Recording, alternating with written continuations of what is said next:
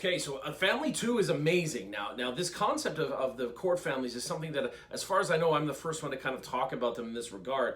But this is straight up how we teach it here at the Temple Music Academy. So let's talk about taking these two fingers here, the ring finger and my pinky finger. And I want to go on to fret number 3, right here onto the high E string, or your string number 1 if you're of that school, and my ring finger right there to string number 2, or my B string.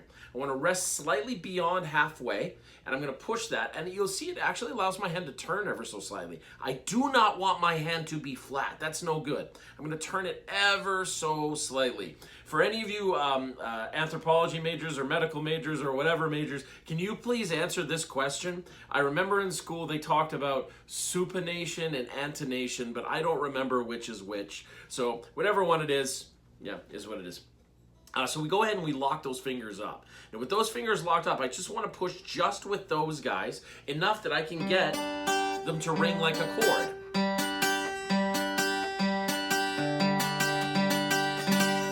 I'm just going to keep making noise. Whole bunch, just noise. Now I'll start to add strings into it. And you can see I'm just doing straight down strokes. You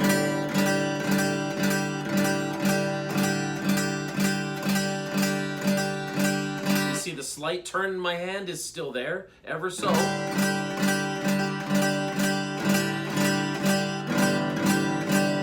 Good. Now I have the other two fingers at play. The other two fingers, I'm going to go right here onto my D string, fret number 2, and the middle finger is going to go here to the A string, fret number 3, which gives me what's called a C add 9 chord.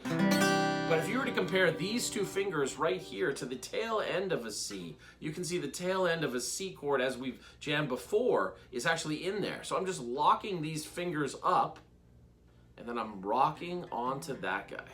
There we go. And now this is a 5-string chord. 1, 2, 3, 4, 5. And I just make a whole bunch of noise. Still strumming down.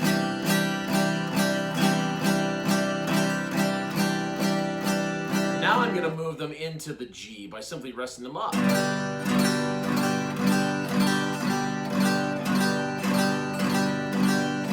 Now the dead string problem can be helped by starting by stacking those two fingers, or locking them up as we say, the slight turn of my hand, and then just getting as much onto the tips as I can. I like to tell all my beginner students when starting out, try and over-exaggerate to the tip of the finger that is being played. Over-exaggerate, where you overshoot and almost start touching your nail bed there.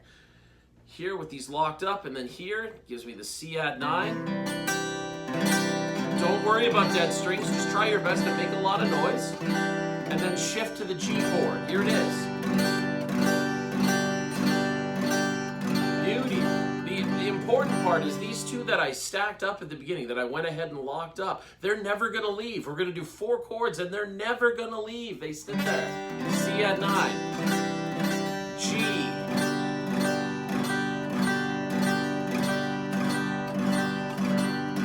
All right, here comes finger 1, goes all the way down to my 3rd string, or my G string, and playing fret number 2, this becomes a 4-string chord. Again, these two have stayed locked up. I've still got that slight turn in my hand. 4-string chord.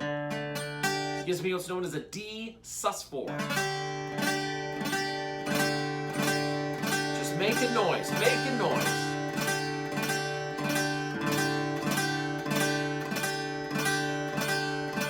If you know an E minor, take these two fingers that are free, because again, these guys are locked up. I'm going to keep repeating this. These guys are locked up. I'm going to move over here to an E minor, as I know they should be. And this gives me what's called an E minor 7. You might feel it's a little weird because there's this weird space that you got to try and stretch. It's like the Vulcan thing. So again, look at the steps. I lock this guy up and then I kill an E minor. E minor 7, she's called. Beautiful. Beauty is where I'm at, I just simply have to flip these guys upside down, and I'm back at the C add 9. C add 9. Switch to G. G. Now D sus4. 1 finger. E minor 7.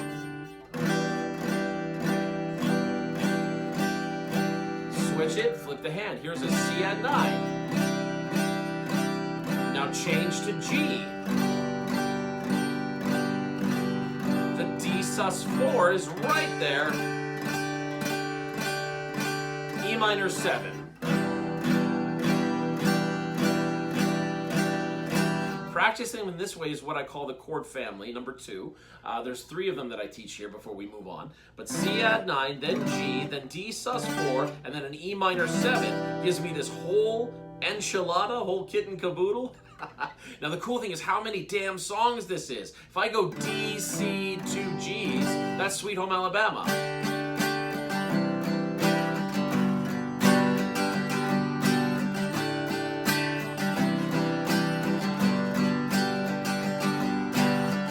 Notice those 2 fingers never moved. My hands slightly turned inside.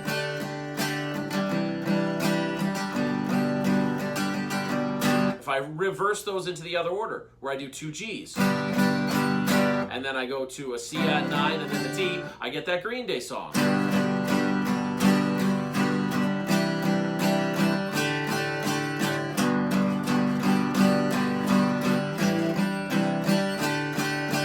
I like to use the strum pattern down, down, up, down. One more time, that's down, down, up, down. If I use that on the Green Day one, it'll sound bang on.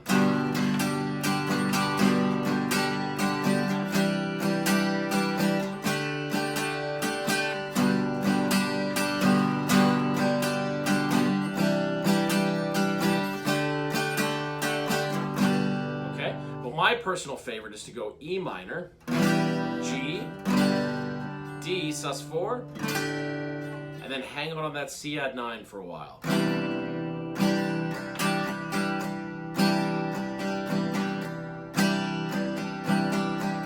E minor 7, E minor, G, D, C, get a little Alice in Chains going.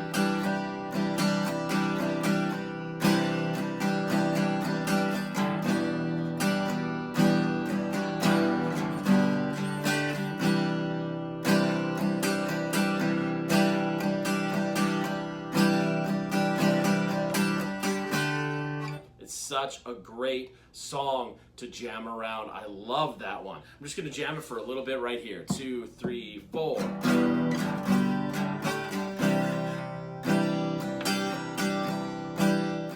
Hey guys, this is DJ from the Temple Music Academy. Thank you so much for watching this video all the way to the end. But I want to really point out something.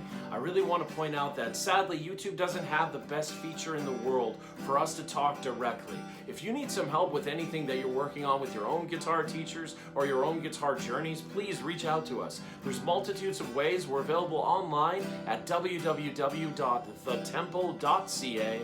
And I would love to talk to you. This video here was about chord family number 2, which is something I'm really passionate about that I pioneered and helped develop as a way to give my students maximum success in the shortest amount of time. You'll find that's what we're all about here. How do we give you the greatest skills and the greatest chance to improve in the shortest amount of time possible? If this video made sense, please like and subscribe, and please try and find us online other places and send us direct videos or direct questions or anything of that nature. We truly want to help. Just a friendly reminder, we are available for lessons on Skype at all times of day, regardless of time zone. So please reach out to us, and I hope this video finds you well. Much love, everybody. Watch it go.